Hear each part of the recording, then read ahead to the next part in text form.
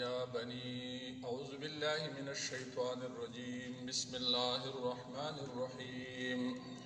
يا بني إسرائيل اذكروا نعمتي التي أنعمت عليكم وأني فضلتكم على العالمين واتقوا يوما لا تجزي نفس عن نفس شيئا ولا يقبل منها عدل ولا تنفعها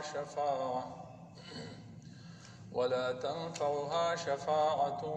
ولا هم ينصرون وإذ ابتلى إبراهيم ربه بكلمات فأتمهن قال إني جاعلك للناس إماما قال ومن ذريتي قال لا ينال عهد الظالمين وإذ جعلنا البيت مثابة للناس وأمنا واتخذوا من مقام إبراهيم مصلى وعهدنا إلى إبراهيم وإسماعيل أن طهرا بيتي للطائفين والعاكفين والركع السجود وإذ قال إبراهيم رب اجعل هذا بلدا آمنا وارزق أهله من الثمرات من آمن منهم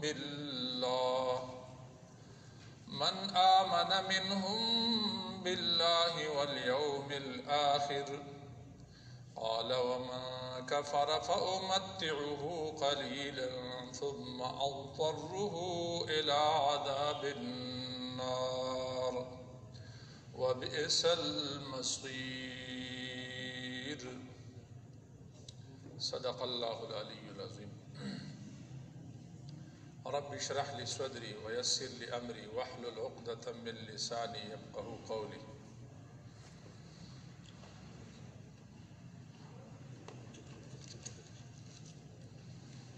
اللهم صل على سيدنا محمد وعلى آل سيدنا محمد وبارك وصل وسلم عليه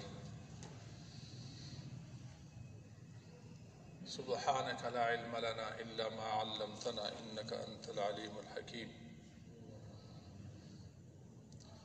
يا بني إسرائيل اذكروا نعمتي التي أنعمت عليكم وأني فضلتكم على العالمين اے بنی اسرائیل، یعقوب علیہ السلام کے اولاد، اذکروا نعمتی التی انعمت علیکم، یاد رکھو، یاد کرو میری اس نعمت کو کہ جو میں نے تم پر کی ہے، وَأَنِّي فَضَّلْتُكُمْ عَلَى الْعَالَمِينَ، اور یہ کہ میں نے تم کو فضیلت دی ہے علی العالمین، جہان والوں پر۔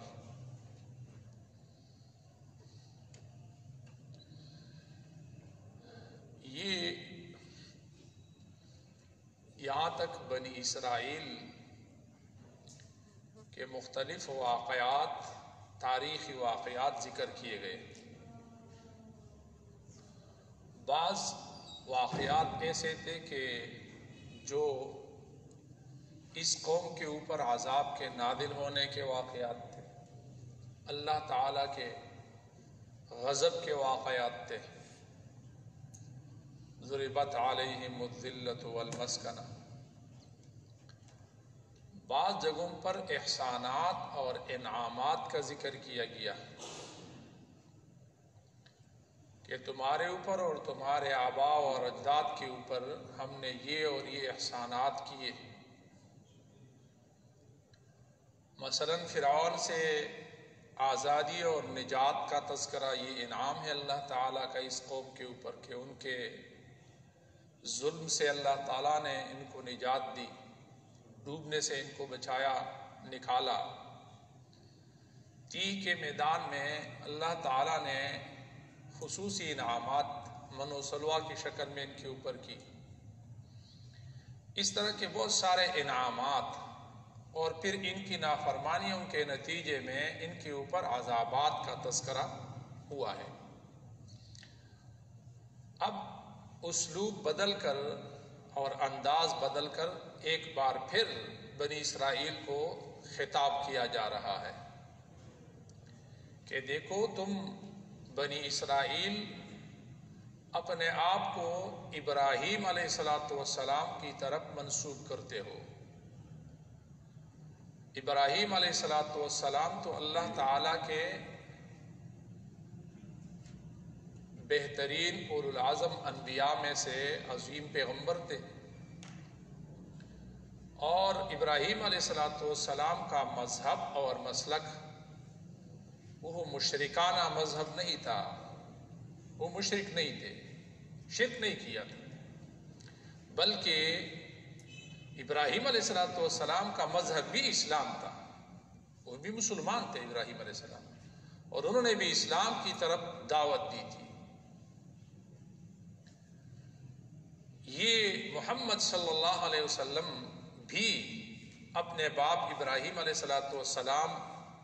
ہی کی اولاد میں سے ہیں، اور اس کا مذہب بھی وہی اسلام ہے جو مذہب ابراہیم علیہ السلام کا تھا، یہ اس کا پوتا ہے۔ جس مقام میں ابراہیم علیہ السلام جس مقام کے بانی تھے، جس مرکز کو انہوں نے قائم کیا تھا، اسی مرکز کے اندر یہ اللہ کے نبی محمد صلی اللہ علیہ وسلم بھی پیدا ہوئے ہیں۔ تو وہ دین اسلام کا مرکز اس وقت بھی تھا اور آج بھی وہی مرکز ہے۔ محمد صلی اللہ علیہ وسلم ادھر ہی پیدا ہو گئے ہیں، مرکز توحید تھا۔ یہ الگ بات ہے کہ بعد میں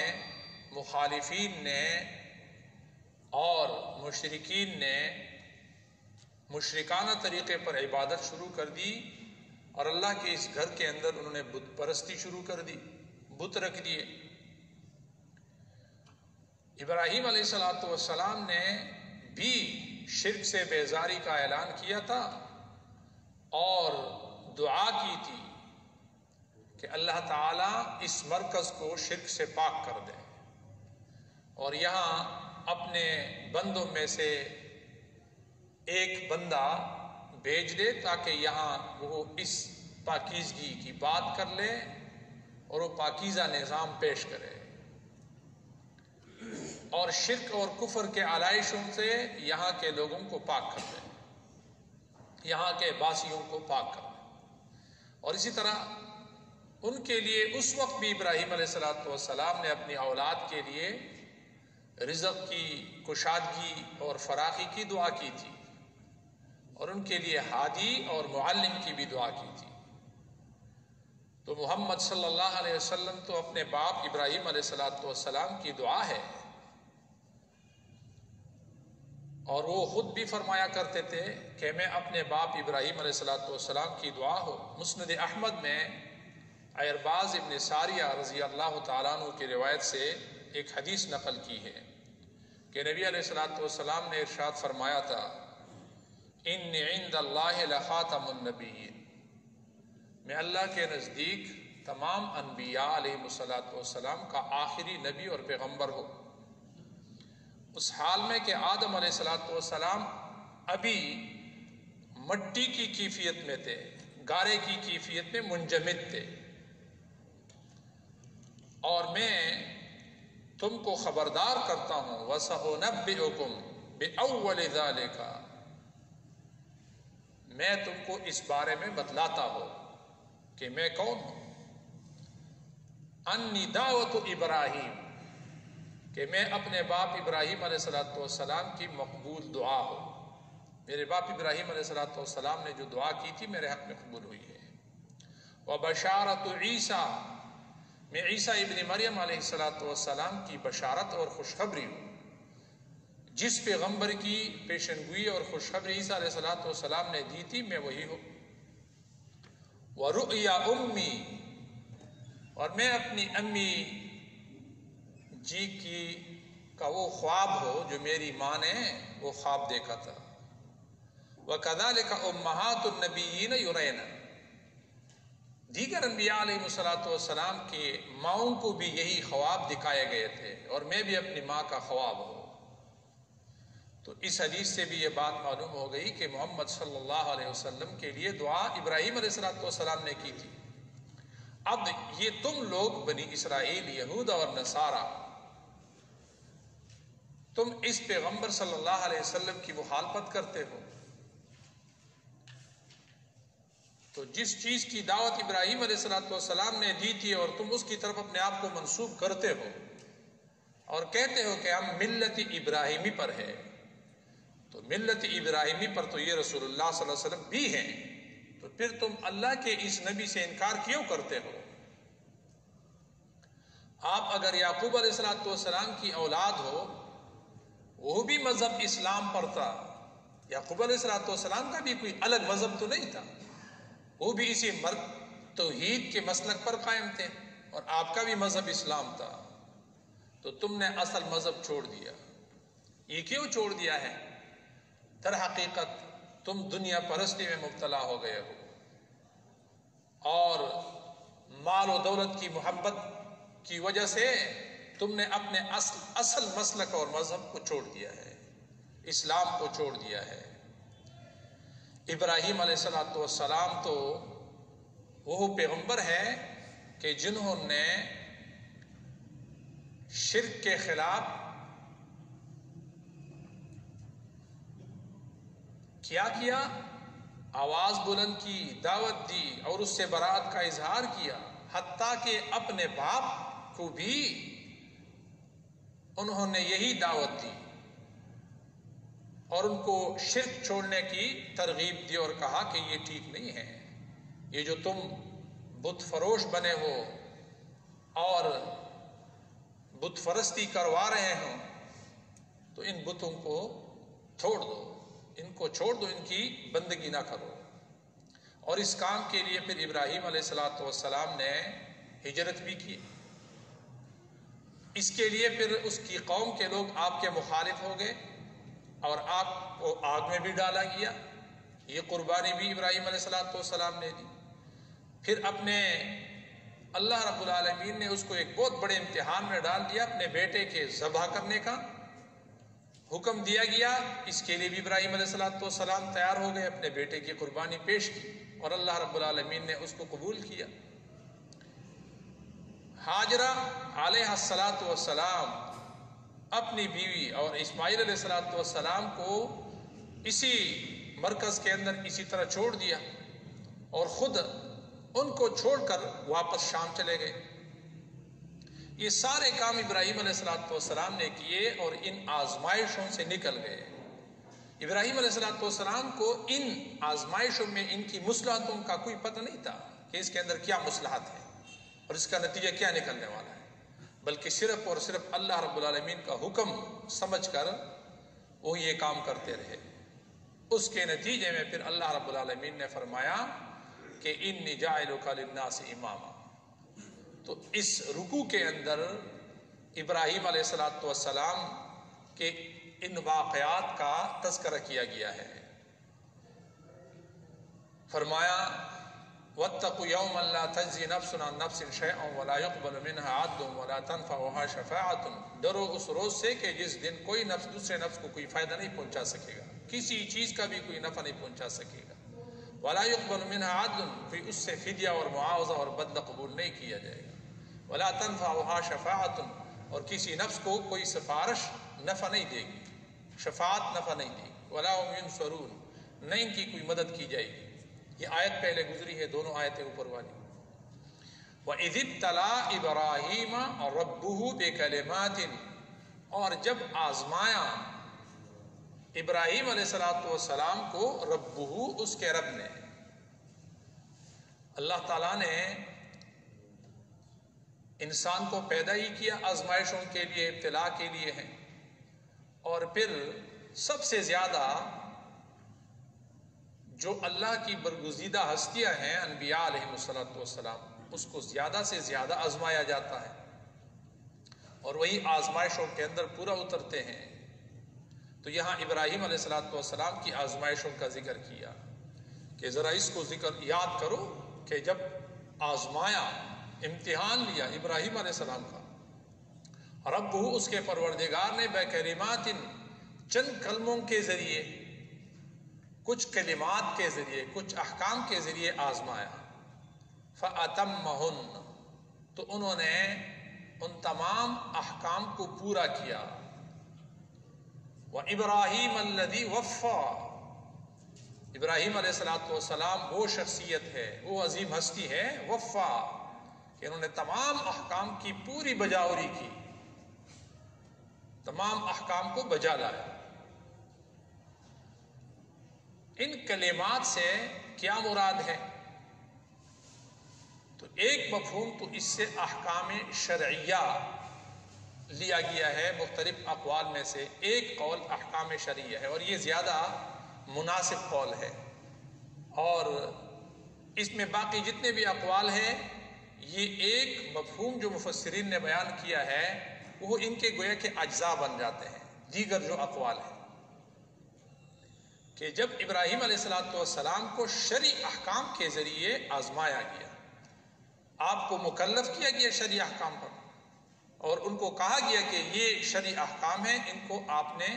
بجا لانا ہے، اس کو پورا کرنا ہے۔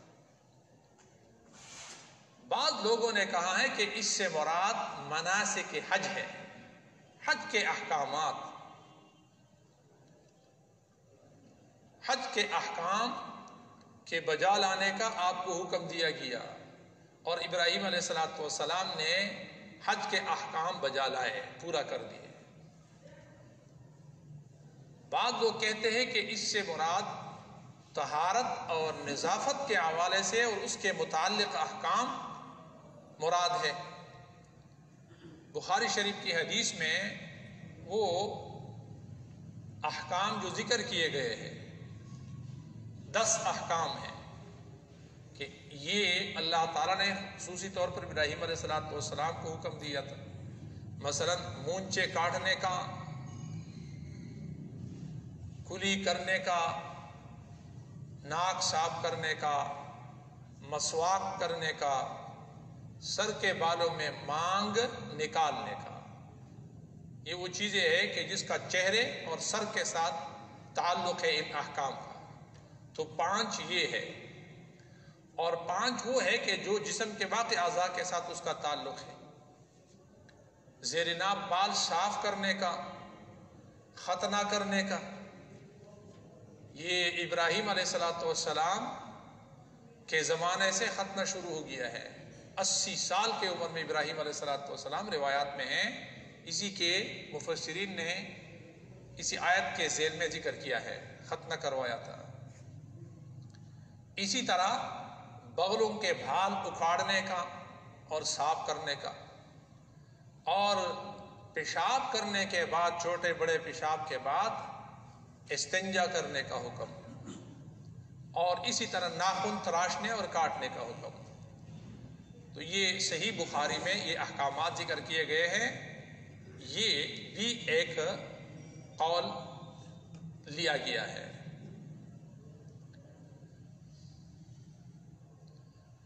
تو فرمایا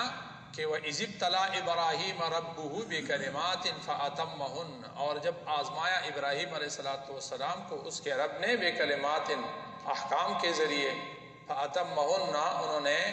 اسے پورا کر دیے، تام کر دیے، مکمل کر دیے۔ کوئی ایک حکم بھی ایسا نہیں تھا کہ جس پر ابراہیم علیہ السلام نے عمل نہ کیا ہو۔ اور ابراہیم علیہ السلام کے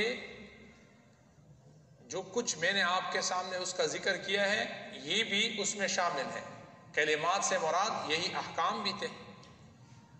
جس کا میں نے آپ کے سامنے ذکر کیا ہے۔ مثلا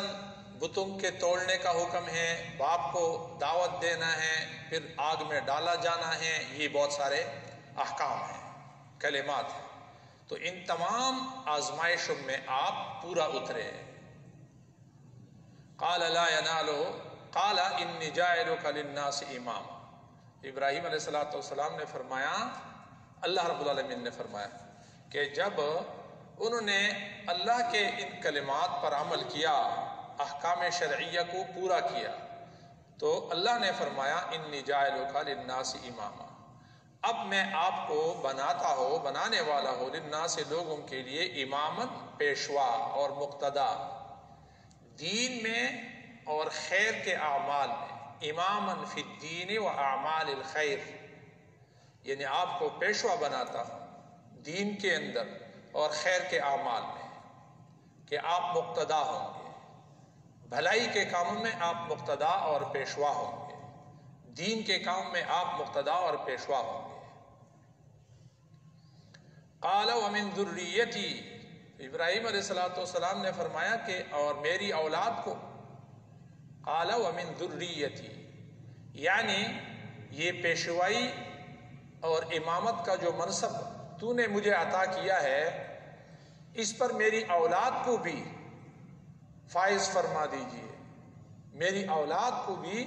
یہ امامت اور پیشوائی کا منصب دے۔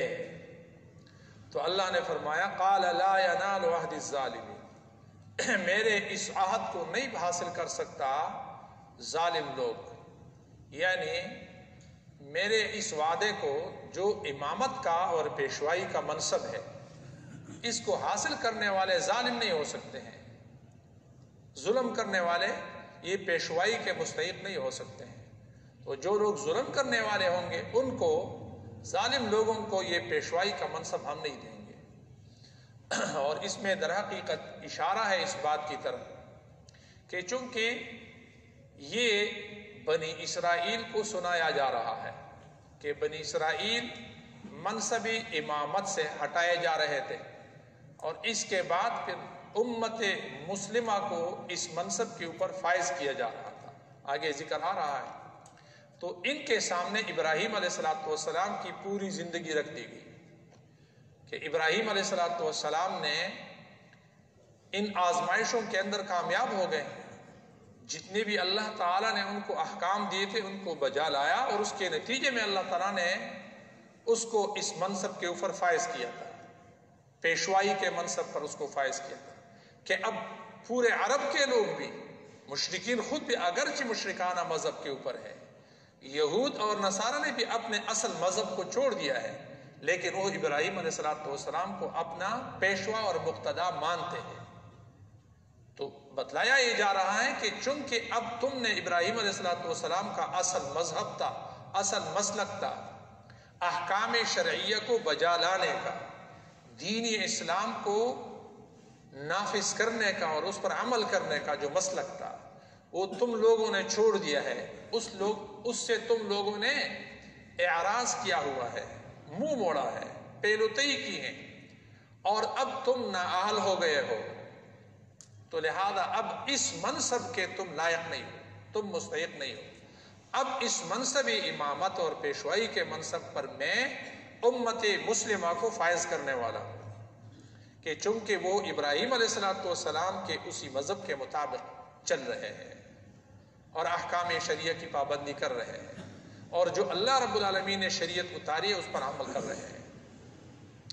اسی لیے اگر ظالم ہو تو وہ پیشوائی کا مستحق نہیں ہوتا، اللہ تعالیٰ نے اس وقت ابراہیم علیہ السلام کو بتایا تھا۔ تو گمراہ یہودی اور مشرک بنو اسماعیل اس وعدے کے مصداق نہیں ہو سکتے ہیں،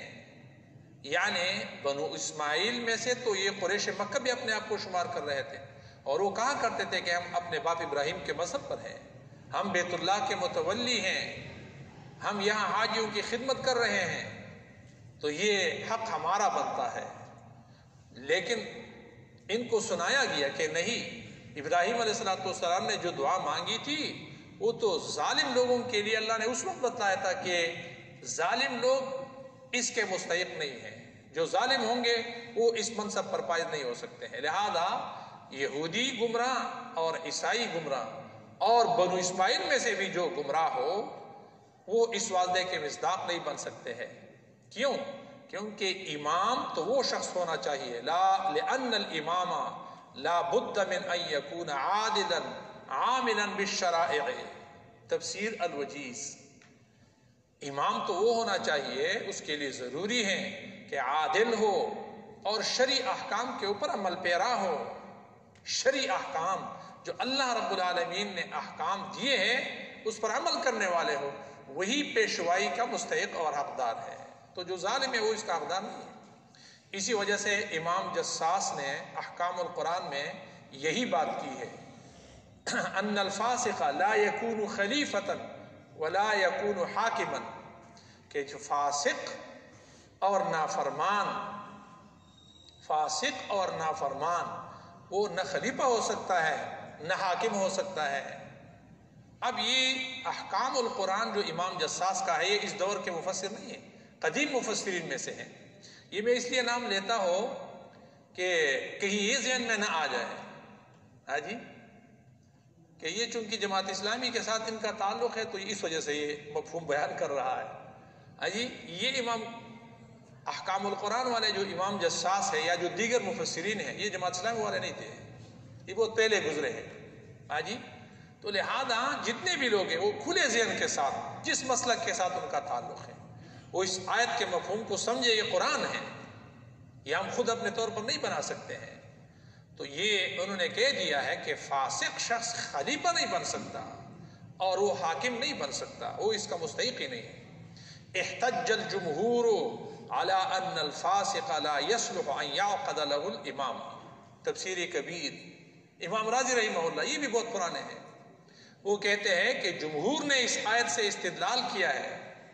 اس آیت سے دلیل پکڑا ہے کہ فاسق کے لیے امامت اس کا حقدار نہیں ہے، اس کے اندر یہ صلاحیت ہی نہیں ہے کہ اس کو امامت اور پیشوائی کے منصب کے اوپر فائز کیا جائے، نہیں فائز کیا جا سکتا ہے۔ بلکہ حکم یہ ہے کہ اگر فاسق حکمران بن جائے، نافرمان حکمران بن جائے، شرائع دینیہ سے نکلنے والا شخص ہو، حکمران بن جائے، تو مسلمانوں کے اوپر لازم ہے کہ اس کو معزول کرے، اس کو منصب امامت سے اور خلافت سے ہٹا دے۔ معزول کرنے کا مطلب عربی لفظ ہے،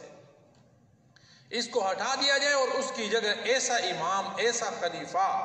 اور امیر مقرر کیا جائے، حکمران مقرر کیا جائے، بادشاہ مقرر کیا جائے، اور آج کی اصطلاح میں وزیر اعظم لگا دیا جائے یا صدر بنا دیا جائے کہ جو فاسق نہ ہو۔ اور یہ بات علامہ ابن الحمام حنفی رحمہ اللہ نے بھی کی ہے۔ اہل الحل والعقد، جو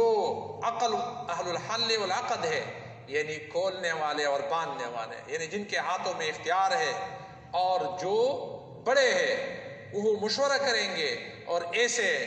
حاکم کو اور ایسے حکمران کو اس سے ہٹا دیں گے، اور وہاں وہ شخص بیٹھا دیں گے کہ جو عادل ہو، جو حاکم منصف ہو، اور جو عامل بالشریعت ہو، عاملا بالشرائع۔ یہ عربی اصطلاحات استعمال کرتا ہوں لیکن آسان ہے، عام زبان کے الفاظ ہیں۔ البتہ یہ بات ہے کہ کیا اگر کوئی فاسق حکمران ہو،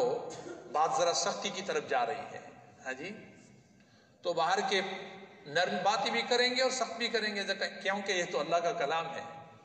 تو کہتے ہیں جنگ سے معزول کریں گے یا بغیر جنگ کے معزول کریں گے، ہٹا دیں گے ہاں جی۔ تو یہ ایک اختلافی مسئلہ ہے، بعض کے نزدیک جنگ کے ذریعے معزول کیا جائے گا ہاں جی، اگر بشرط یہ کہ امن ہو اور مزید فساد بڑھنے کا خدشہ نہ ہو، اور حکمران ایسا ہے کہ فاسق ہیں، نافرمان ہیں، شرائع کا مذاق اڑانے والا ہے، شرعی احکام کا، اسلام کے قوانین کا، تو ایسے شخص کو کیا کیا جانا چاہیے؟ جنگ کے ذریعے ہٹا دیا جائے، بشرط یہ کہ امن اس کے ساتھ قائم رہ سکتا ہو اور فساد بڑھنے کا خدشہ نہ ہو۔ امام ابو حنیفہ رحمہ اللہ نے بھی جنگ کے ذریعے معزول کرنے کے جواز کا حکم دیا ہے، لیکن وہ کہتے ہیں کہ معتدی قوت چاہیے، قابل اعتبار قوت چاہیے، اور یہ یقین ہو کہ اس کے بعد جو امام آئے گا وہ عادل ہوگا، یعنی ہم محنت کریں، قربانی دیں، تو پھر جو حکمران آ جائے وہ عادل، منصف اور اچھا حکمران ہوگا۔ تو بصورت دیگر اگر یہ یقین نہیں ہے کہ بعد میں دوسرا جو حکمران آ جائے وہ اس سے بھی زیادہ بڑھ کر فاسق ہو اور نافرمان ہو، تو پھر یہ تو ایک صحیح لا حاصل ہو جائے گی، تو پھر خانہ جنگی کی کیفیت پیدا ہو جائے گی، اس کا فائدہ نہیں ہوگا بلکہ فساد عظیم برپا ہوگا۔ تو ایسی صورت میں پھر جنگ کی ضرورت نہیں ہے، بس لوگوں کو سمجھانے اور واعظ نصیحت کے ذریعے اور لوگوں کو ساتھ ملانے اور اچھے طریقے سے لوگوں کو سمجھانے کے ذریعے سے یہ کام کرے گا، انقلابی امامت کا کام کیا جائے گا۔ جبکہ عام علماء کہتے ہیں کہ معتد بھی قوت ہو یا نہ ہو مخاصمہ ضروری ہے۔ باہر کے یہاں یہ کہا کہ ابراہیم علیہ السلام نے اپنی اولاد کے لیے دعا مانگی کہ میری اولاد کو بھی اس منصب امامت کے اوپر فائز کیا جائے، تو اللہ نے کہہ دیا قال لا ينال عهد الظالمین، حاصل نہیں کر سکتا ہے میرا یہ عہد، نہیں پہنچ سکتا اس عہد کو الظالمین، ظالم لوگ۔ وَإِذْ جَعَلْنَا الْبَيْتَ مَثَابَةً لِلنَّاسِ وَأَمْنًا، اور جب یاد کرو اس وقت کو کہ جب ہم نے بنایا البیت بیت اللہ کو، مثابتاً مرکز بنایا، جائے رجوع بنایا، بار بار پلٹ کر آنے کی جگہ بنا دیا، مثابہ۔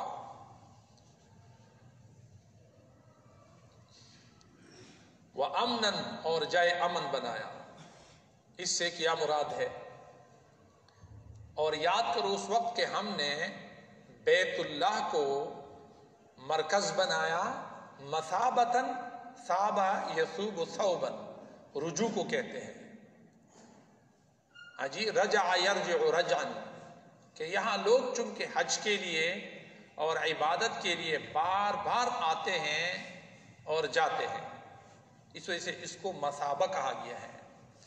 یہ ایسی جگہ اس کو بنا دے کہ جو اللہ نے بنا دیا اس جگہ کو کہ یہاں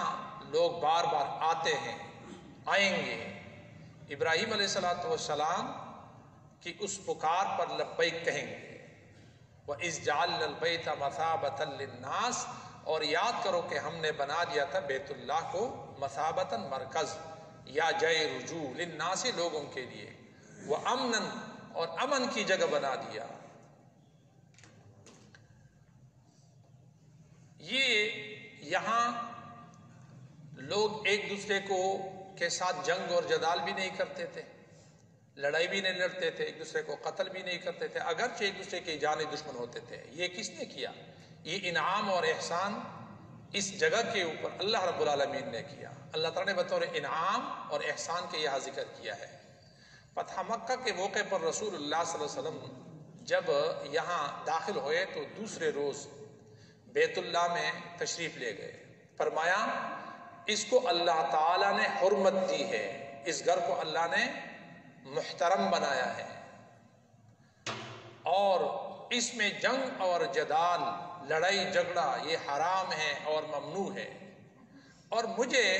وقتی طور پر اجازت دی گئی تھی، میرے لیے اس حرم کو حلال کیا گیا تھا وقتی طور پر، جز وقتی طور پر، کہ اس گھر کو میں بتوں سے پاک کر دوں،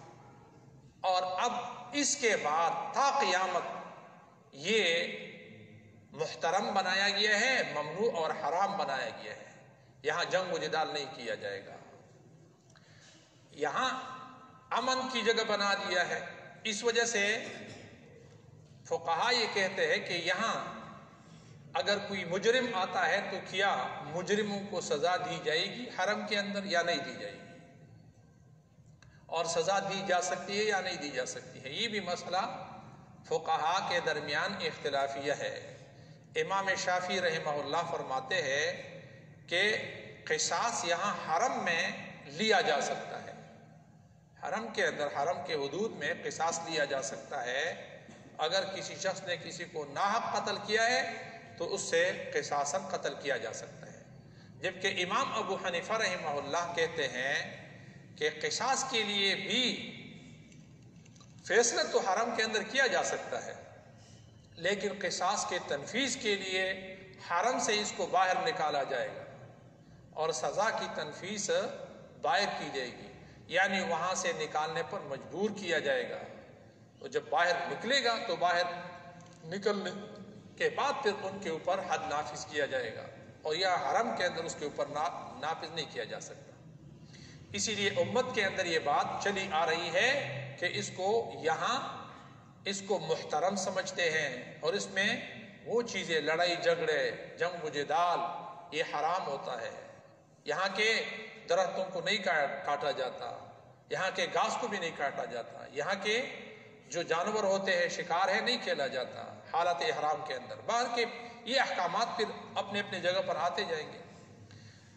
ذہن میں ایک سوال آتا ہے کہ حجاج ابن یوسف نے تو عبد الملک ابن مروان کے دور سلطنت میں بیت اللہ کے اوپر حملہ کیا تھا اور عبداللہ ابن زبیر رضی اللہ تعالیٰ عنہ کو شہید بھی کیا تھا۔ ظاہر بات ہے حجاج ابن یوسف تو ظالم تھا، اس نے ظلم کیا تھا۔ تو باہر کے اللہ فرماتے ہیں کہ یاد رکھو اس وقت کو، وَإِذْ جَعَلْنَا الْبَيْتَ مَثَابَةً لِلنَّاسِ، کہ جب ہم نے بیت اللہ کو بنایا،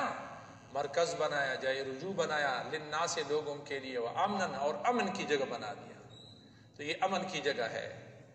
وَاتَّخِذُوا مِن مَّقَامِ إِبْرَاهِيمَ مُصَلًّى، اور تم بناؤ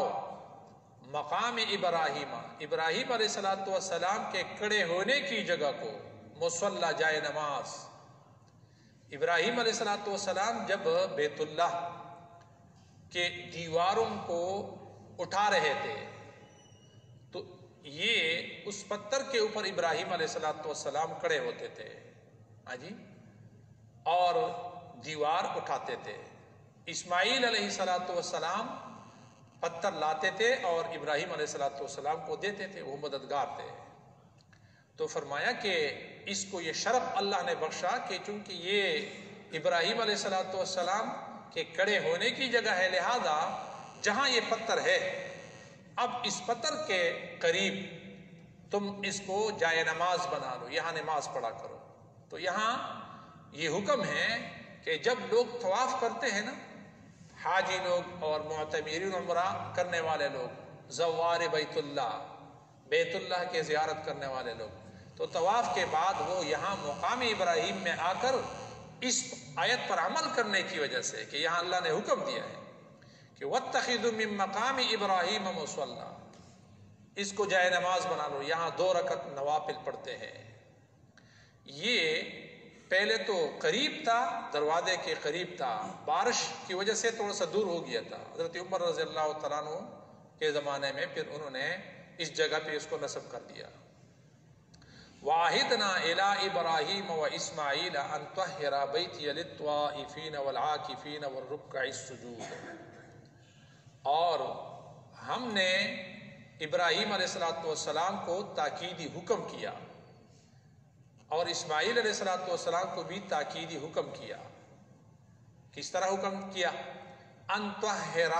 بیتی للطائفین، کہ پاک کرے، ان طہر پاک رکھے، خوب پاک رکھے یا خوب پاک کرے، بیتی میرے اس گھر کو، للطائفین طواف کرنے والوں کے لیے، والعاکفین اور اعتکاف کرنے والوں کے لیے، والرکع السجود اور رکوع سجود کرنے والوں کے لیے، نمازیوں کے لیے۔ تو گویا کہ یہ ابراہیم اور اسماعیل علیہ السلام کو اس گھر کے پاک رکھنے کا حکم اللہ نے دیا تھا۔ کس چیز سے پاک رکھے؟ من الاوثان والاصنام وعبادتها والشرک باللہ۔ پاکیزگی 2 قسم کی ہے نا، ایک ظاہری پاکیزگی ہے کہ گندگی سے، آلائشوں سے، تنکوں سے اور اس طرح کی چیزوں سے اس کو صاف رکھا جائے، جی، تو یہ بھی صفائی ہے۔ اور دوسری حقیقی صفائی اور معنوی صفائی ہے، تو وہ یہ ہے کہ میرے اس گھر کو بت پرستی سے، اوثان اور اصنام بتوں کو کہتے ہیں، اور بتوں کی پرستش سے، اور اسی طرح یہاں شرک کی طریقے پر عبادت کرنے سے اس کو پاک رکھے۔ تو ابراہیم علیہ السلام، اسماعیل علیہ السلام کو حکم تھا کہ تم میرے اس گھر کو دونوں اعتباروں سے پاک صاف رکھا کرے۔ حضور نبی اکرم صلی اللہ علیہ وسلم نے یہی حکم دیا ہے، اہل ایمان کو بھی حکم دیا ہے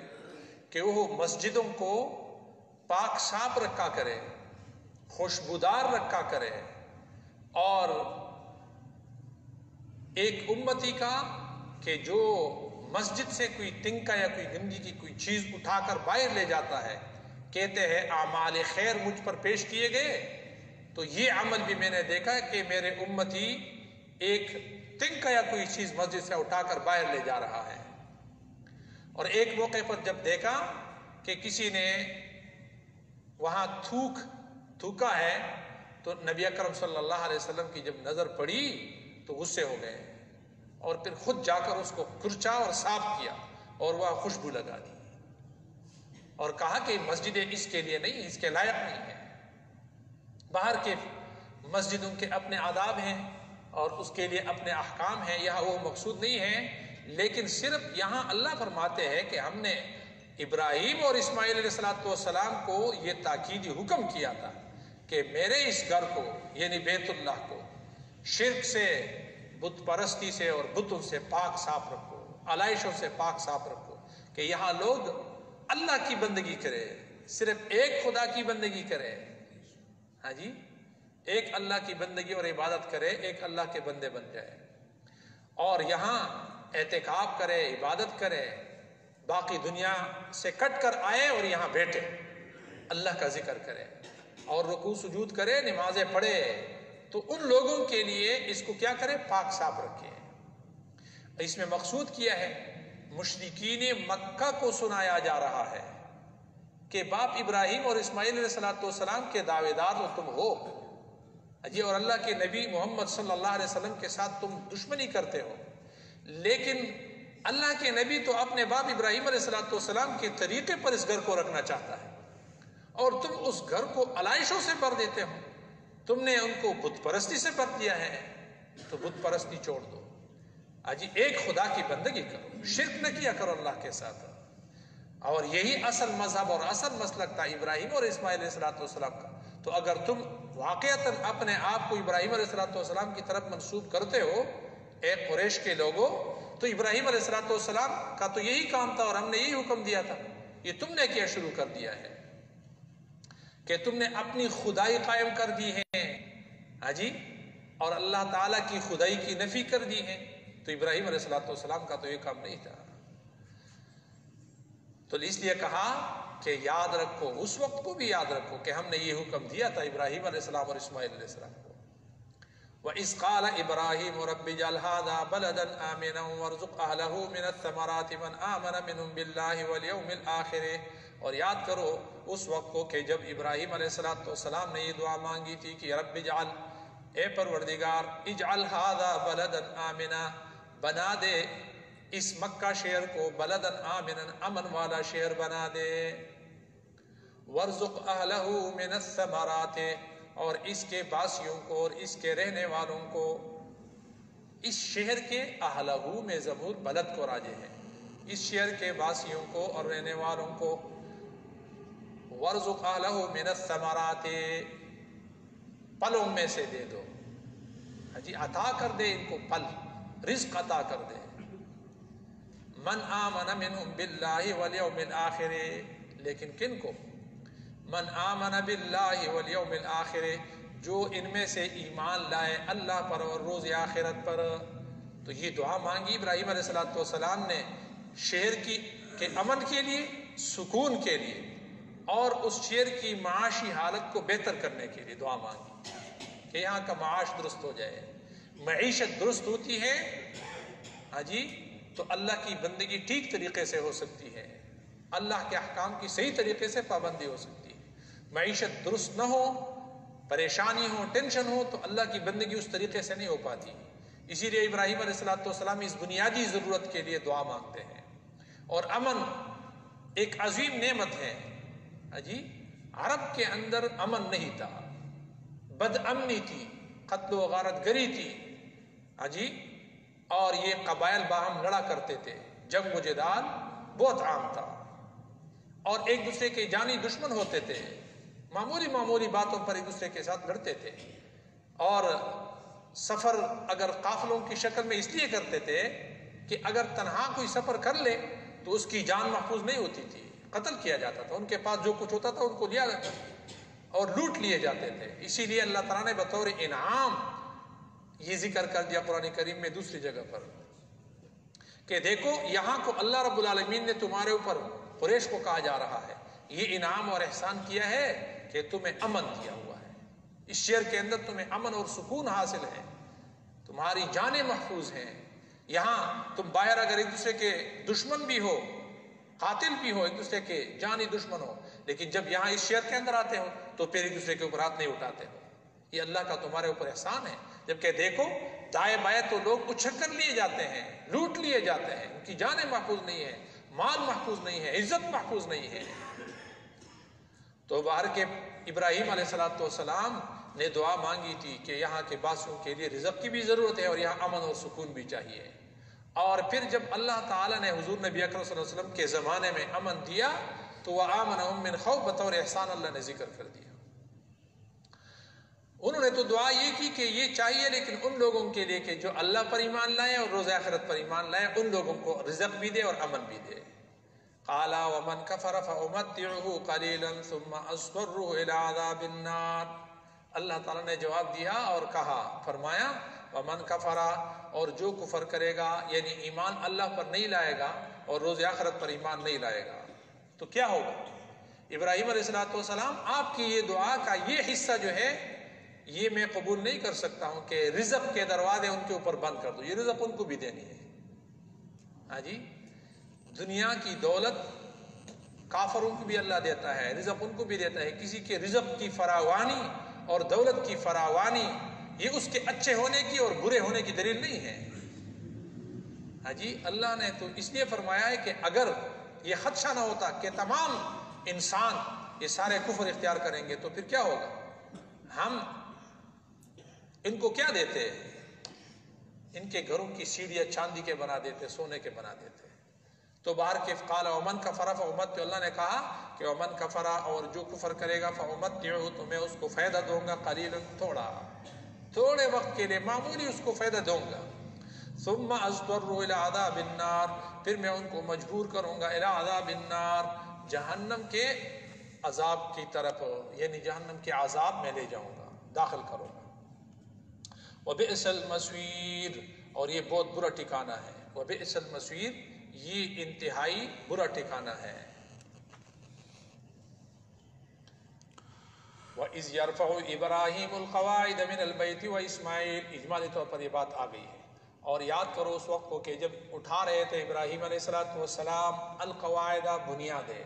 من البیت، بیت اللہ کے، و اسماعیل، اور اسماعیل علیہ السلام ساتھ تھے. وہ بمعنی معاہ، یعنی ابراہیم اور اسماعیل علیہ السلام جب اللہ کے اس گھر بیت اللہ کی دیواریں اٹھا رہے تھے، بنیادیں اٹھا رہے تھے، تو اس وقت کو بھی یاد رکھو. ساتھ دعا کر رہے تھے کہ ربنا، اے ہمارے پروردگار، تقبل منا، قبول فرما دے ہم سے، انک انت السمیع العلیم، یقیناً تو جاننے والا ہے، السمیع، یقیناً تو سمیع سننے والا ہے، العلیم جاننے والا ہے. تو چنانچہ ابراہیم علیہ السلام اور اسماعیل علیہ السلام، یہاں اس میں ترتیب مقصود نہیں ہے واقعات میں. ہاں جی، کہ یہ کام پہلے ہوا اس کو بعد میں ہوا، یہاں ترتیب مقصود نہیں ہے. صرف وہ حالات کی ایک منظر کشی یہاں کی گئی ہے اور یہاں ذکر کیا گیا ہے ابراہیم علیہ السلام اور اسماعیل علیہ السلام کے احوال، اور بنی اسرائیل کو اور قریش مکہ کو یہ سنائے جا رہے ہیں. تو فرمایا کہ اس وقت کو بھی یاد رکھو کہ جب وہ اٹھا رہے تھے بنیادیں بیت اللہ کی اور اسماعیل علیہ السلام ساتھ تھے، اور پھر اس کے بعد دعا مانگ رہے تھے کہ تقبل منا، قبول فرما دے ہم سے ہماری یہ محنت اور ہماری یہ کاوش اور ہمارا یہ عمل، انک انت السمیع العلیم، بے شک تو سننے والا اور جاننے والا ہے. اس سے یہ بات معلوم ہو گئی کہ جب کوئی بندہ نیک عمل کرتا ہے، خیر کا عمل کرتا ہے، بھلائی کا عمل کرتا ہے، تو اس کے بعد دعا مانگنی چاہیے. ہاں جی، صرف عمل کر کے اس پر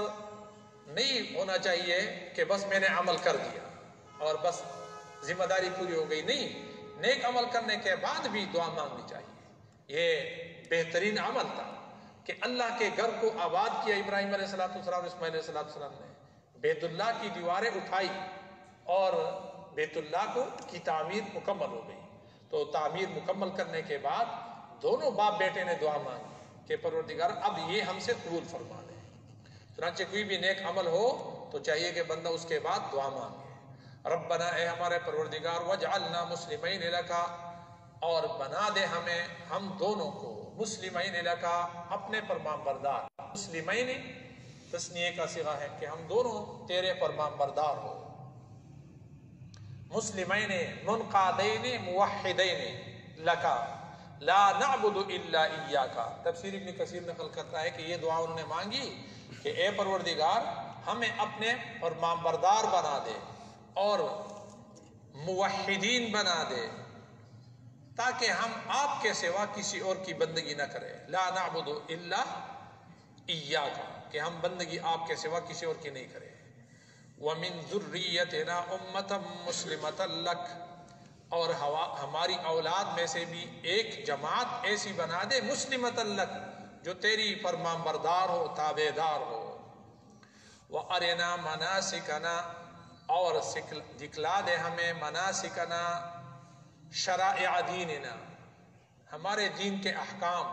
وَأَعْلَامَ حَجِّنَا اور ہمارے حج کے نشانیاں حج کی نشانیاں اور علامات یہ ہمیں دکھلا دے. وَأَرِنَا مَنَاسِكَنَا وَتُبْ عَلَيْنَا چنانچہ کہتے ہیں کہ جبریل امین علیہ السلام آئے اور ابراہیم علیہ السلام کو حج کے جتنے بھی احکامات ہیں بیت اللہ کا طواف اور اسی طرح صفا و مروہ کے درمیان سعی اور پھر اس کے بعد منا کے میدان میں اور عرفات کے میدان میں جانا اور رمی جمرات یہ سارے کام ان کو دکھلا دیے گئے.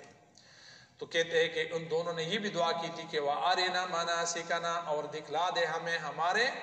احکام. مناسک کے حج بھی بعض لوگوں نے مطلوب لیا ہے مراد لیا ہے کہ حج کے احکام ہمیں دکھلا دے. وَتُبْ عَلَيْنَا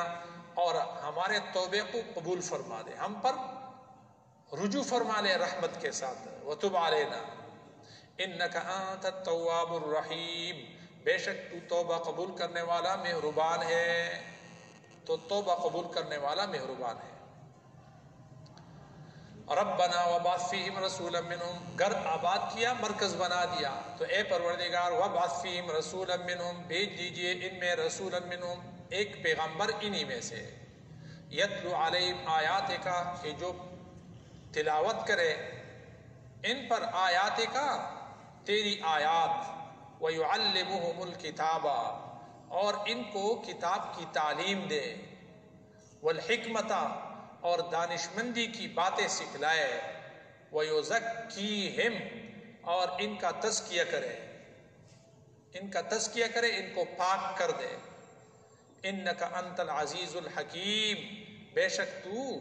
زبردست طاقتوں والے ہے عزیز ہے اور الحکیم حکمت والے ہے. تو یہ ابراہیم علیہ السلام کی وہ دعا ہے کہ جو مانگی گئی ہے کہ اس کے لیے اب معلم چاہیے رسول چاہیے اور وہ رسول محمد صلی اللہ علیہ وسلم ہے اور اس کے فرائض یہاں بھی ذکر کیے گئے کہ اس کا کام کیا ہوگا اس رسول کا. یتلو علیہم آیات کا فرائض نبوت پہلا کام یہ ہے کہ وہ تلاوت کتاب کی کرے گا. تو قرآن کریم کی تلاوت یہ ایک عبادت ہے. تلاوت کرے گا تیری آیات کا ان پر صحیح طریقے سے پڑھ لے گا اور پڑھائے گا. تو قرآن کریم کا تلفظ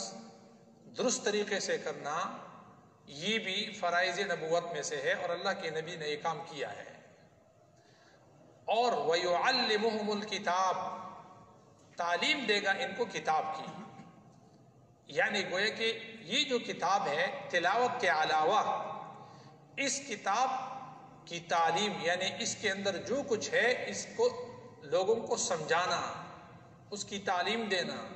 اس کے مفاہیم اور اس کے معانی سمجھانا. والحکمت اور حکمت بھی ان کو سکھلائیں گے. حکمت سے کیا مراد ہے؟ کل کلمت وعظت کا او زجرت کا او دعت کا الی مکرمت او نہت کا عن القبیح فہی الحکمت ہو. ہر وہ کلمہ کہ جو آپ کو نصیحت کرنے والا کلمہ ہو وہ بات جو نصیحت پر مبنی ہو وعظ والی بات نصیحت والی بات یا تجھے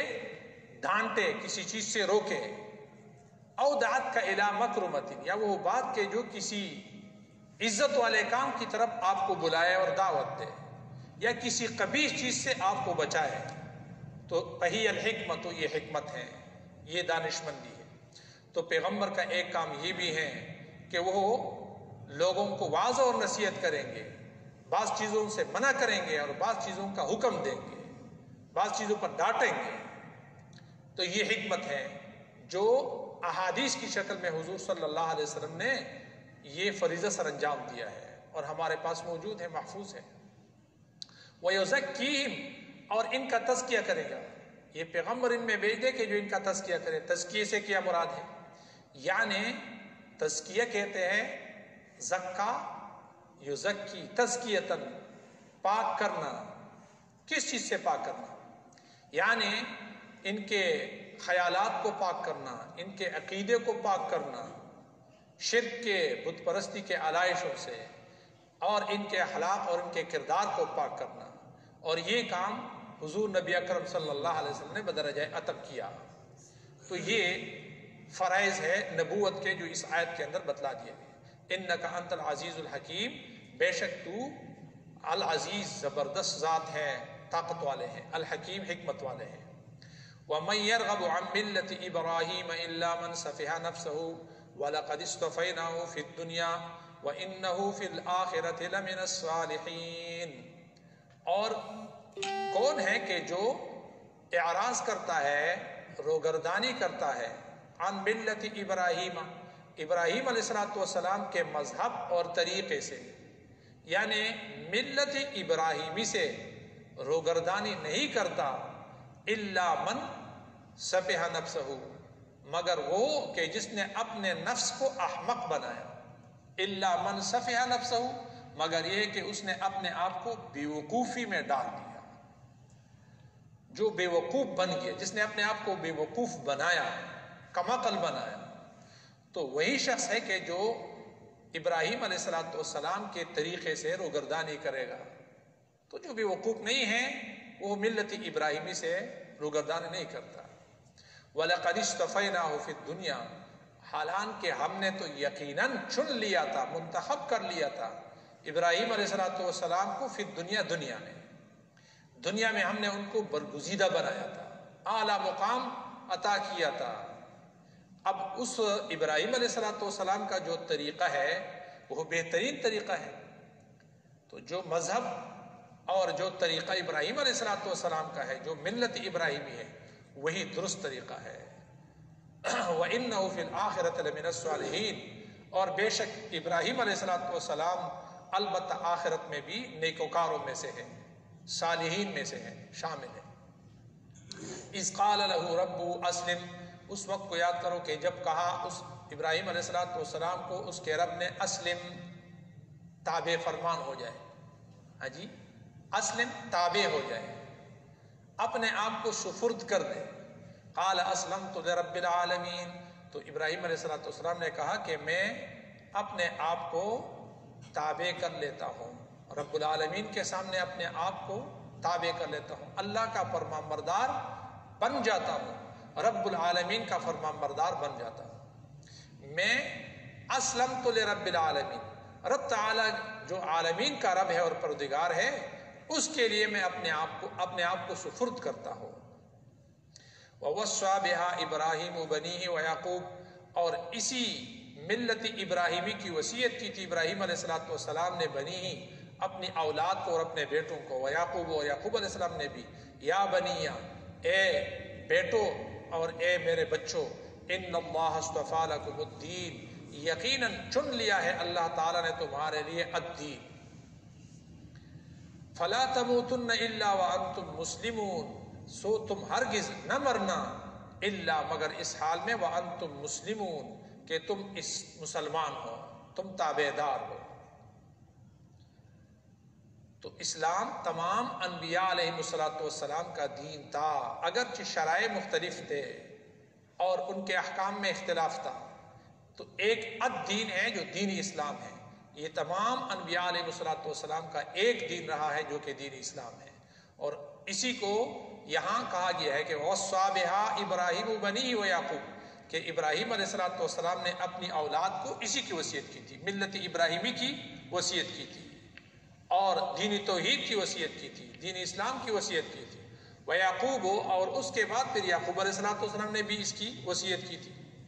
تو انہوں نے کیا کہا تھا کہ اے میرے بیٹو، اللہ نے تمہیں چن لیا ہے، منتخب کر لیا ہے تمہارے لیے الدین کو، یعنی دین اسلام، تو فلا تموتن الا وانتم مسلمون، اب تمہیں موت نہیں آنی چاہیے مگر اس حال میں کہ تم مسلمان ہو۔ اس کا کیا مطلب ہے؟ اس کا مطلب یہ ہے کہ یہ دین ایسا دین نہیں ہے کہ جو چند رسومات کا مجموعہ ہے، بلکہ یہ ایک کامل اور مکمل دین ہے اور پوری زندگی کے اوپر حاوی ہے۔ کیوں؟ اس لیے کہ اللہ رب العالمین کہتے ہیں کہ تمہیں موت نہیں آنی چاہیے مگر اس حال میں کہ تم اسلام کے اوپر کاربند ہو، تم مسلمان ہو، تم تابعدار اور فرمان بردار ہو۔ اب موت کا کیا پتہ کس حال میں آتا ہے، زندگی کے کس مرحلے کے اندر موت آتی ہے، تو اب ہر مرحلہ اسلام کے مطابق ہوگا۔ تو اس کا مطلب یہ ہے کہ اسلام ایک ایسا نظام ہے کہ جو زندگی کے ہر لمحے سے تعلق رکھتا ہے، ہر سیکنڈ کے ساتھ تعلق رکھتا ہے، کیونکہ موت کا وقت تو معلوم ہی نہیں ہے۔ اور یہی حکم ہے کہ جو ابراہیم علیہ السلام کو بھی دیا گیا تھا، اور انہوں نے ابراہیم علیہ السلام نے اپنی اولاد کو بھی دیا ہے، یہی حکم اس قرآن کے اندر اہل ایمان کو بھی یہی ہے۔ یا ایھا الذین آمنوا اتقوا اللہ حق تقاتہ ولا تموتن الا وانتم مسلمون، اہل ایمان تم اللہ سے ڈرو جس طرح اللہ سے ڈرنے کا حق ہے، اور تمہیں ہرگز موت نہیں آنی چاہیے اگر اس حال میں کہ تم مسلمان ہو۔ ام کنتم شہداء اذ حضر یعقوب الموت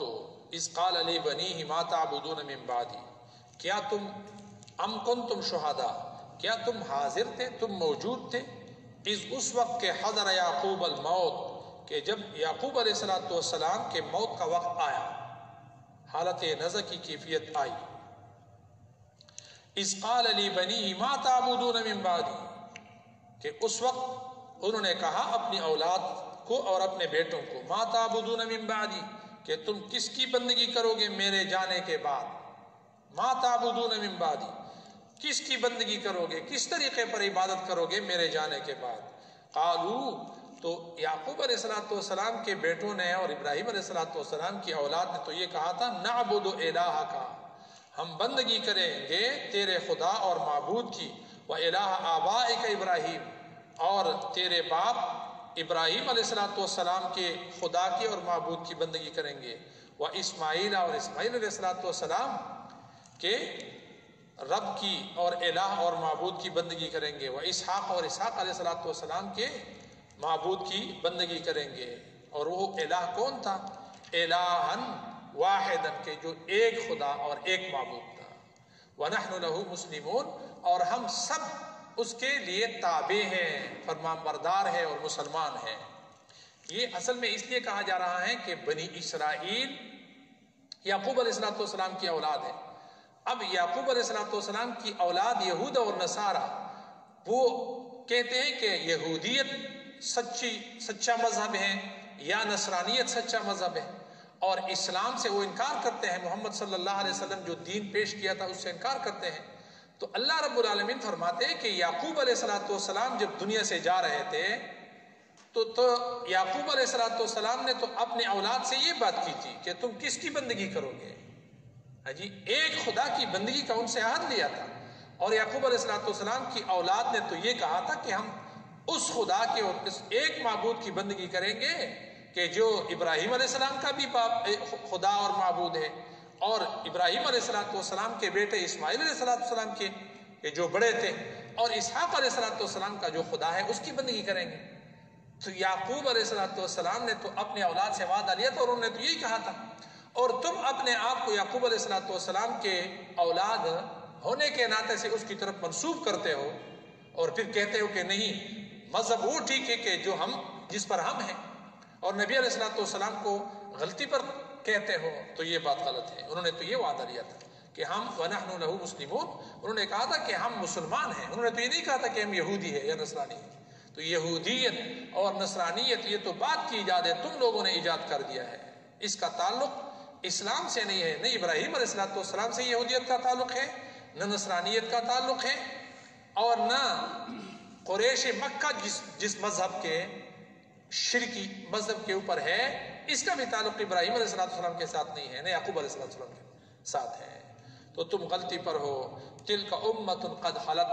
یہ ایک جماعت تھی جو گزر چکی، لہا ما کسبت، ان کے لیے وہ کچھ ہے جو انہوں نے کمایا، وَلَكُمْ مَا كَسَبْتُمْ، اور تمہارے لیے وہ کچھ ہے جو تم نے کمایا، وَلَا تُسْأَلُونَ عَمَّا كَانُوا يَعْمَلُونَ، اور تم سے سوال نہیں کیا جائے گا، نہیں پوچھا جائے گا ان کاموں کے بارے میں کہ جو انہوں نے کیا ہے. جو کچھ انہوں نے کیا ہے تم سے ان کے بارے میں نہیں پوچھا جائے گا. تو جب تم سے ان کے بارے میں نہیں پوچھا جائے گا، تم سے تو تمہارے اعمال کے بارے میں پوچھا جائے گا، تمہارے دین کے بارے میں پوچھا جائے گا، تمہارے عقیدے کے بارے میں پوچھا جائے گا. تو تم اپنے عقیدے کو درست کر لو، اپنے عمل اور اپنے کردار کو درست کر لو، دین اسلام کو اپنے لیے سچا دین مان لو. یہودیت، نصرانیت اور یہ جو شرکی طریقے ہیں، مشرکانہ مذہب تم لوگوں نے گڑھ لیا ہے، اس کو چھوڑ دو، اس کو ترک کر دو. اور وہ حقیقی مذہب جو کہ اسلام ہے، جو ابراہیم، اسماعیل، اسحاق اور یعقوب علیہ السلام کا مذہب تھا، اسی کو اپنا لو، وہ اسلام. وقالوا كونوا هودا او نصارا، وہ کہا کرتے تھے، یہود اور نصارہ کہتے ہیں، كونوا هودا، یہودی بن جاؤ، او نصارا یا نصرانی بن جاؤ، تہتدو، تو تم راہ پاؤ گے، تہتدو، راہ حق پر آؤ گے، ہدایت پاؤ گے. یعنی گویا کہ ان کے نزدیک یہودیت اور نصرانیت یہ راہ ہدایت ہے. تو انہوں نے تو یہ کہا، قل، اللہ کے نبی ان سے کہہ دیجئے، نہیں، یہ بات تمہاری غلط ہے، تم نے ویسے گڑھ لی ہے. بل ملت ابراہیم حنیفا، بلکہ ابراہیم علیہ السلام کا جو طریقہ تھا اور مذہب تھا وہ کیا تھا؟ ملت طریقہ کو کہتے ہیں. وہ تو کیا تھا؟ حنیفن، وہ تو یکسو تھا،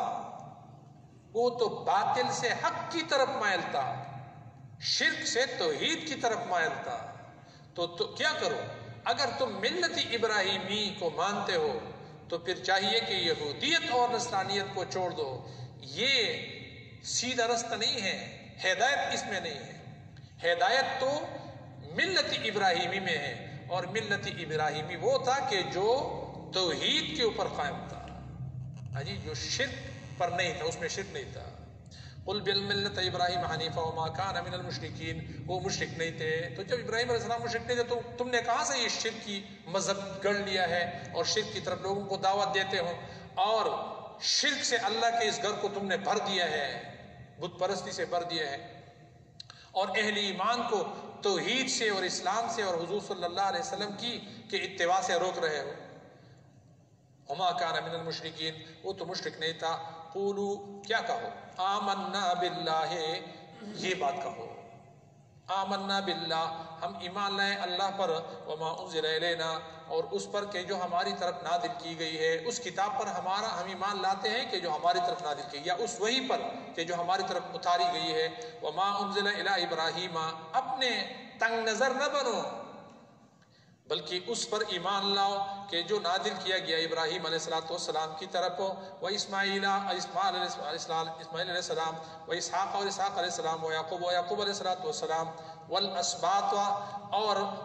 ان کی اولاد کو، ان کی اولاد، ان کے پوتے اور نواسے، ان کی طرف جو چیز نازل کی گئی اس پر ہم ایمان لاتے ہیں، یہ کہو. وما اوتی موسیٰ، اور اس کے بعد جو دی گئی تھی وہی اور جو کتاب دی گئی تھی موسیٰ علیہ السلام کو، یا جو شریعت دی گئی تھی موسیٰ علیہ السلام کو، ہم اس کو مانتے ہیں. وعیسیٰ، اور جو عیسیٰ علیہ السلام کو کتاب دی گئی تھی ہم اس کو مانتے ہیں. اور صرف وہ نہیں بلکہ وما اوتی النبیون من ربہم، جو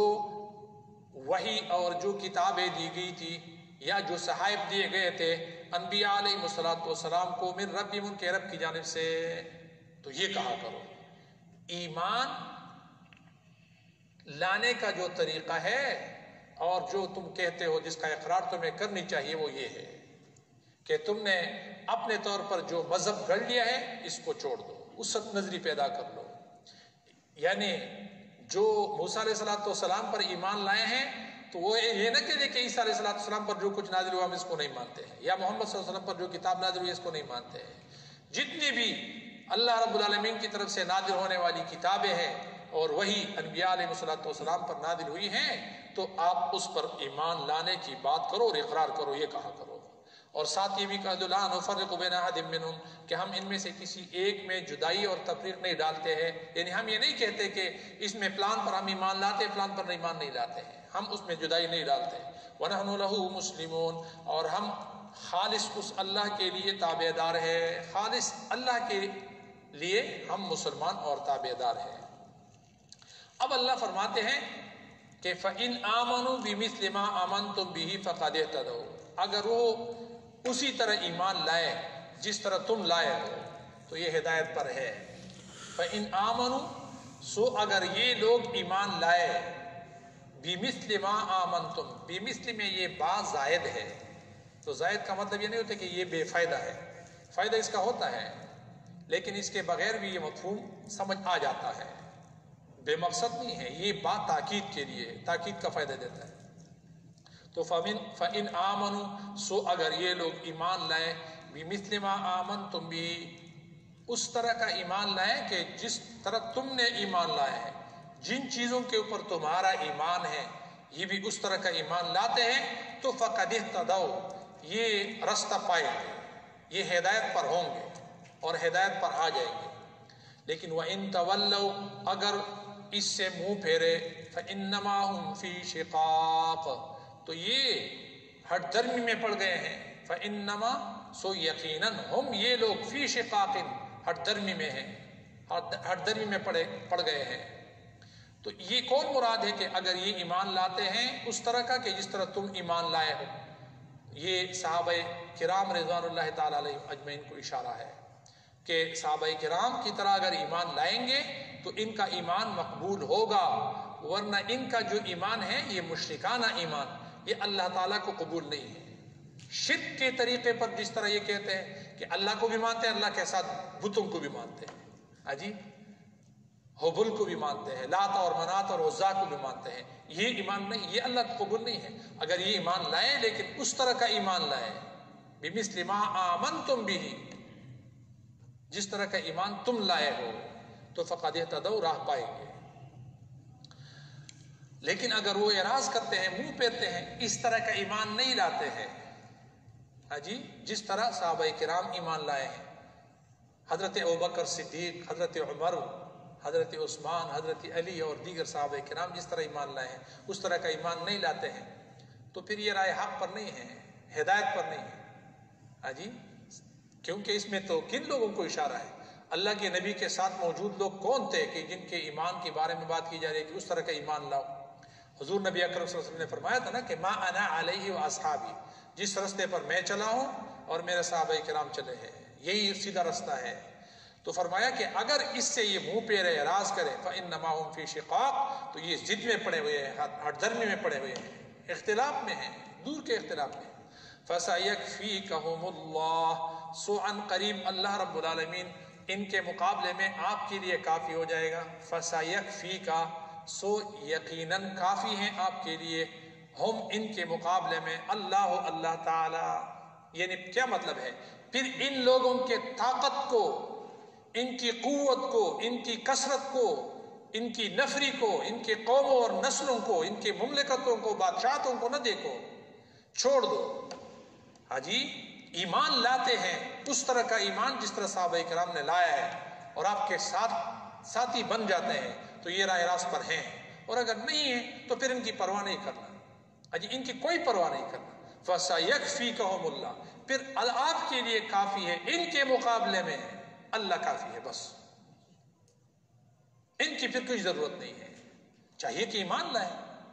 تو یہ آپ کے ساتھ آوار اور انصار بن جائیں گے، اور اگر نہیں لاتے ہیں، اختلاف کرتے ہیں، ضد کرتے ہیں، ہٹ درمی کرتے ہیں، یہودی بن جاتے ہیں، نصرانی بن جاتے ہیں، مشرکانہ مذہب اختیار کرتے ہیں، صابی بن جاتے ہیں، بے دین بن جاتے ہیں، مجوسی بن جاتے ہیں، کوئی بھی مذہب اختیار کرتے ہیں تو پھر ان کی کوئی پرواہ نہیں کرنا۔ فَسَيَكْفِيكَهُمُ اللَّهُ تیرے لیے اللہ کافی ہے ان کے مقابلے میں، وَهُوَ السَّمِيعُ الْعَلِيمُ وہ سننے والا ہے اور جاننے والا ہے۔ یعنی جو بھی آپ ان کو کہتے ہیں، حق کی طرف ان کو بلاتے ہیں، اس کو بھی سنتا ہے، اور ان کے آپ کے مقابلے میں جو کچھ کہتے ہیں اس کو بھی اللہ تعالیٰ سنتا ہے، علیم جاننے والا ہے۔ صبغۃ اللہ اختارو صبغۃ اللہ اختیار کرو اللہ کے رنگ کو، حجی یا اتبعوا دین اللہ۔ صبغۃ اللہ، صبغہ سے مراد دین اللہ مراد ہے، اللہ کا دین، اس کی پیروی کرو۔ اتبعوا دین اللہ، اللہ کے دین کی پیروی کرو، یا اختاروا صبغۃ اللہ، اللہ کے رنگ کو اختیار کرو۔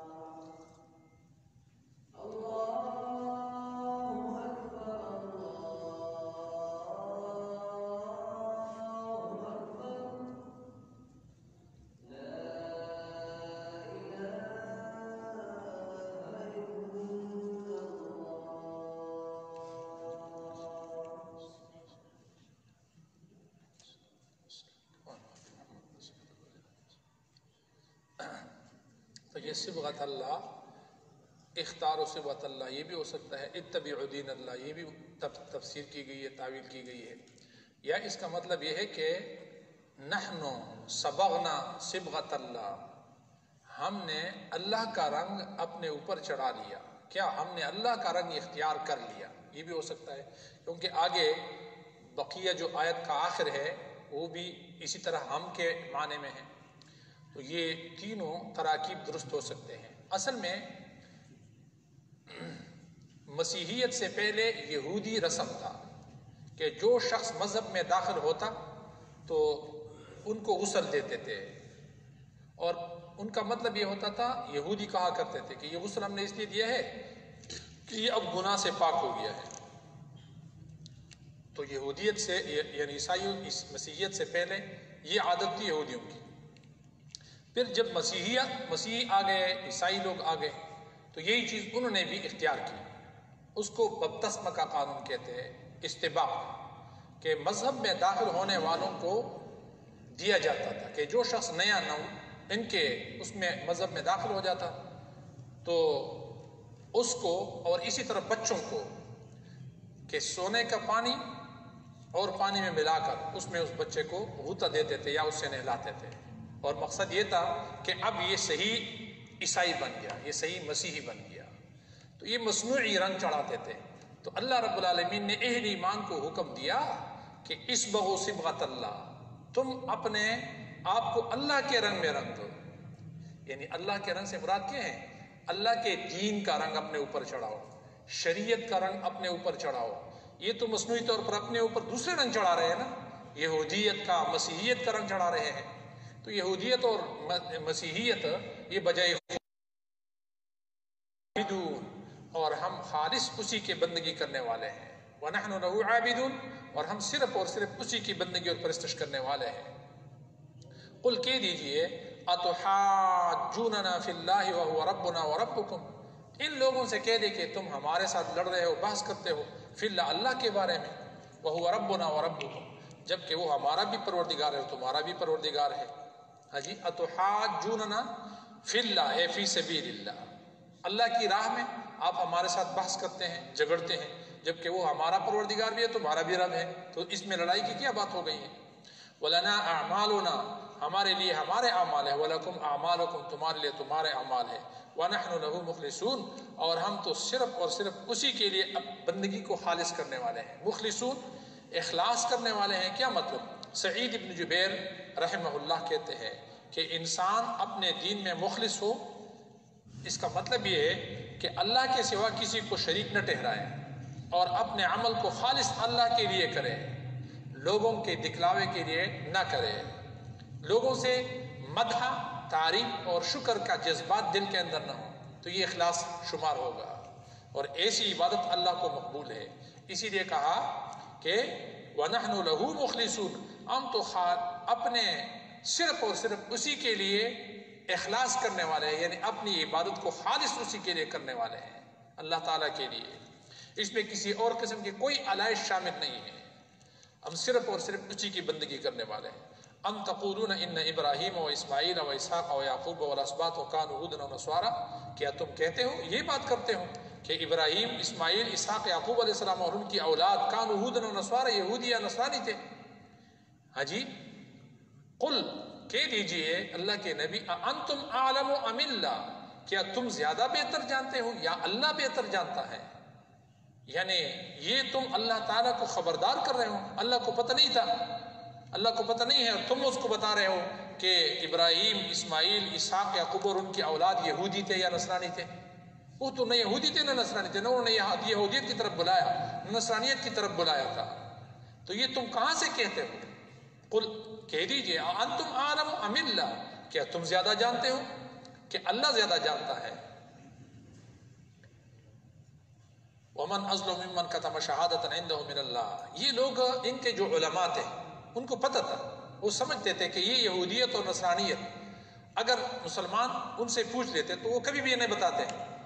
یعنی مسلمان اگر ان سے پوچھ لے، اب بھی اگر پوچھ لے کہ یار ابراہیم علیہ السلام، یعقوب علیہ السلام، اسماعیل علیہ السلام اور ان کی اولاد یہ جو انبیاء ہو گزرے ہیں، یہ یہودی تھے یا نصرانی تھے، یہ بتاؤ، سچی بات بتاؤ، کیا یہ یہودی تھے کہ نصرانی تھے؟ تو یہ جواب نہیں دیں گے کہ یہ یہودی تھے نصرانی تھے، بلکہ بات چھپاتے ہیں، یہ بات چھپائے رکھتے ہیں، ظاہر نہیں کرتے ہیں۔ اگر ان سے پوچھا جائے تو یہ ایسا نہیں بتائیں گے ہاں جی کہ ان فرقوں میں سے کس فرقے کے ساتھ ان انبیاء علیہ السلام کا تعلق تھا ہاں جی، تو وہ جواب ہرگز نہیں دیں گے۔ اس لیے اللہ یہاں فرماتے ہیں کہ وَمَنْ أَظْلَمُ مِمَّنْ كَتَمَ شَهَادَةً عِنْدَهُ مِنَ اللَّهِ، اور اس سے بھی بڑھ کر کون ظالم ہو سکتا ہے، اس سے بھی بڑھ کر کوئی اور ظالم ہو سکتا ہے کہ جو چھپائے شہادتاً گواہی عِنْدَهُ مِنَ اللَّهِ، اپنے پاس اللہ کی جانب سے جو اس کے پاس گواہی آئی ہے، اس کے پاس اللہ کی جانب سے گواہی موجود ہے اور یہ اس گواہی کو چھپاتا ہے، تو اس سے بڑا ظالم ہو سکتا ہے؟ تو یہ بہت بڑے ظالم ہیں، بہت بڑا ظلم کرتے ہیں کہ جو حق کی گواہی ان کے پاس ہے یہ اس کو چھپاتے ہیں اور ظاہر نہیں کرتے ہیں، وعدے نہیں کرتے ہیں۔ تو چاہیے کہ اس طرح برملا کہہ دیں کہ ابراہیم، اسماعیل، یعقوب علیہ السلام اور ان کی اولاد اور یہ انبیاء علیہ السلام جتنے بھی آئے ہیں اور گزرے ہیں، انہوں نے تو صرف اور صرف توحید کی دعوت دی ہے، اللہ کی وحدانیت کی دعوت دی ہے، اسلام کی دعوت دی ہے ہاں جی، اور ایمان کی دعوت دی ہے، شرک کی دعوت نہیں دی ہے، یہودیت کی دعوت نہیں دی، نصرانیت کی دعوت نہیں دی ہے۔ تو تم کیسے کہتے ہو کہ یہ یہودی تھے یا نصرانی تھے؟ تو چنانچہ تم گواہی چھپاتے ہو، تو اس سے بھی بڑھ کر کوئی ظالم ہو سکتا ہے جو چھپائے گواہی عندہ اپنے پاس من اللہ، جو اللہ کی جانب سے ان کو آئی ہے۔ وما اللہ بغافل عما تعملون، اور اللہ رب العالمین غافل نہیں ہے، بے خبر نہیں ہے ان کاموں سے جو تم کرتے ہو۔ کیا مطلب؟ یعنی یہ سب کچھ تم کرتے ہو تو اس سے اللہ بے خبر نہیں ہے، غافل نہیں ہے، یہ سب کچھ اللہ کے علم میں ہے۔ تو تمہارے یہ کرتوت اللہ کے علم میں ہے، جب تم اللہ کے پاس جاؤ گے تو اس کا حساب تم نے دینا ہے کہ تم نے یہ کام کیوں کیا، انسانوں کو اور پوری دنیا کے لوگوں کو کیوں گمراہی میں رکھا اور گمراہی کی طرف بلایا اور دین اسلام سے دور کیا اور ان کو جھوٹ موٹ کی باتیں سمجھائی اور اس پر وسائل خرچ کیے، سرمایہ خرچ کیا، اپنی حیثیت کو خرچ کیا، تو اللہ رب العالمین بے خبر نہیں ہے جو کچھ تم کرتے ہو۔ یہ گویا کہ ایک قسم کی دھمکی ہے یہود، نصارہ اور مشرکین اور ان لوگوں کی جو پیروکار ہیں ان لوگوں پر کو دھمکی ہے۔ تلک امت قد خلت، یہ کچھ لوگ تھے جو گزر چکے، لہا ما کسبت، ان کے لیے وہ کچھ ہے، وہ کمائی ہے جو انہوں نے کی، ولکم ما کسبتم، اور تمہاری کمائی تمہارے لیے ہے، جو کچھ تم نے کمایا وہ تمہارے لیے تمہاری کمائی ہے، جو کچھ انہوں نے کمایا ہے وہ ان کے لیے ہے۔ ولا تسألون عما كانوا يعملون، اور تم سے نہیں پوچھا جائے گا ان اعمال کے بارے میں کہ جو انہوں نے کیا ہے، جو اعمال انہوں نے کیے ہیں تم سے ان کے بارے میں نہیں پوچھا جائے گا۔ ابراہیم علیہ السلام کے بارے میں آتا ہے کہ وَآتَيْنَاهُ فِي الدُّنْيَا حَسَنَةً، کہ ہم نے ابراہیم علیہ السلام کو اچھی زندگی دی تھی، حسنہ عطا کیا تھا۔ ہم دعا مانگتے ہیں نا کہ اللہم ربنا آتنا فی الدنیا حسنہ، اے اللہ ہمیں دنیا میں حسنہ دے دے، اچھی زندگی دے۔ تو اچھی زندگی سے کیا مراد ہے؟ ابراہیم علیہ السلام کی زندگی تو ساری کی ساری آزمائشوں سے بھری پڑی ہے، ابتدا سے لے کر انتہا تک آزمائشوں کی آزمائش، آزمائشوں کے اوپر آزمائش ہاں جی۔ تو کیا مطلب ہے؟ یعنی اس کا مطلب یہ ہے کہ حسنہ سے مراد اچھی زندگی، بھلائی والی زندگی، توحید والی زندگی، اس کے لیے ہر قسم کی، اس کام کے لیے جس قسم کی قربانی کی بھی ضرورت پڑے وہ دینے کی زندگی۔ ابراہیم علیہ السلام نے کس قسم کی قربانی سے منہ موڑا ہے ہاں جی، اپنی جان بھی اللہ کی رضا کے لیے پیش کیا آگ میں ہاں جی، اور اپنے بیٹے کو بھی اللہ کی رضا کے لیے پیش کیا۔ تو اس سے بڑھ کر کوئی اور قربانی ہو سکتی ہے؟ اپنے بیٹے اور اپنی بیوی کو تنہا ایک غیر آباد جگہ میں